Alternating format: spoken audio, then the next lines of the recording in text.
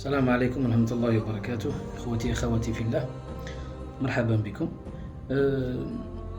اليوم جانا واحد المركز وكان عنده مشاكل تاع الكونستيباسيون، كان يستخدم بوكو بليس، يعني بكثرة كان يستخدم نبتة أو عشبة السنمكي. وهذه العشبة بزاف ناس غالطين، ومعظمهم الرقات يجي لهم مريض عنده لا كونستيباسيون ولا باش يخليه فيدي، باش يكون عنده يعني إسهال من ناحية سحر أو غير ذلك، يقول له اشرب السنة يا إخوتي في الله ترشي المصران بصريح العبارة، لأنه هي عبارة عن مادة ملينة تمدد وتقلص في القولون.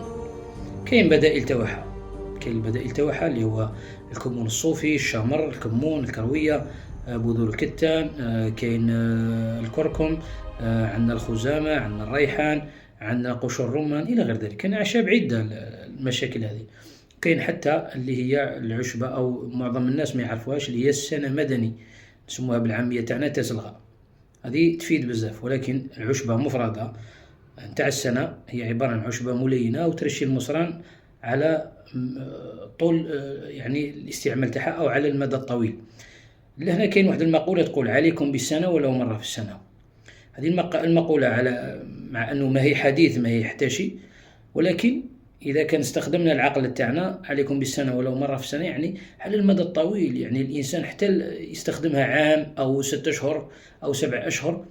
إذا كان الاستخدام الأسبوعي أو اليومي يضر جدا يعني القولون، وقادر يؤدي إلى سرطان القولون. لذلك احنا نعرف أن السنة تقتصر على علاجات بسيطة جدا، تعالج مثلا مرض النقرس وعرق النسا، تعالج التوتر، تساعد في تخسيس الوزن، تقلل من الإصابة قلنا بالاكتئاب إلى غير ذلك. دوك حنا لهنايا ما نعرفوش الأضرار الجانبية تاعها. الأضرار الجانبية تاعها كثيرة جدا، يجب عدم تناولها يعني لمن يعاني من الانسداد المعوي، تعطي شعورا بالانتفاخ وتكون الغازات في البطن، وهذا عكس ما يستخدمه الناس فيها. يعني الناس تستخدمها الغازات البطن، هي دير الغازات تاع البطن، ما تنحيش الغازات تاع البطن. هذا هو المشكل. يعني ثقافة الأعشاب ما راهيش عندنا يا جماعة، لازمنا نبحث ونقرأ إلى غير ذلك. تسبب أيضا شعور بالانقباضات العضلية في الأمعاء إلى غير ذلك. يعني بصفة عامة الجهاز الهضمي تأثر عليه السنة هذه، إلا في حالة واحدة فقط، وهذه الحالة أتت في حديث الرسول صلى الله عليه وسلم، قال عليكم بالسنة والسنوت. السنوت اختلفوا في أهل العلم، هناك من يقول أن السنوت هو العسل، هناك من يقول أنه الكمون، هناك من يقول أنه الشمر إلى غير ذلك. أما ما يعني توصل إليه الباحثون إلى غير ذلك أنه هو الشمر أو الشبث. والشبث هو نوع من أنواع الشمر، يعني الشبث هو كما يسمى الشمر البري. هنا إخوتي في الله، الشمر أو الشبث الذي يستخدم مع السنة يحمي القولون من المسببات التي تسببها السنة، لأنه السنة قلنا هي عبارة عن نبتة ملينة.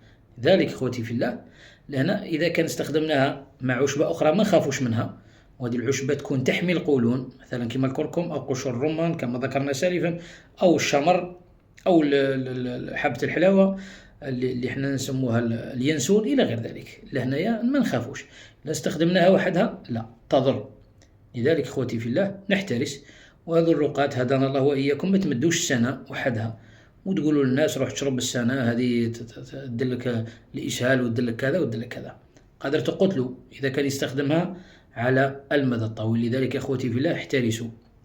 بارك الله فيكم وأحسن الله إليكم. صلى الله عز وجل أن ينفعنا بما علمنا وأن يزيدنا علما. خوتي احنا مش راح نزيروا عليكم ونقول لكم انشروا لنا هذا الفيديو، ولكن هذه فائدة لجميع الناس، اللي يقدر يفيد الناس بنشر هذا الفيديو الله عز وجل راح يجازيه بكل خير. السلام عليكم ورحمة الله وبركاته.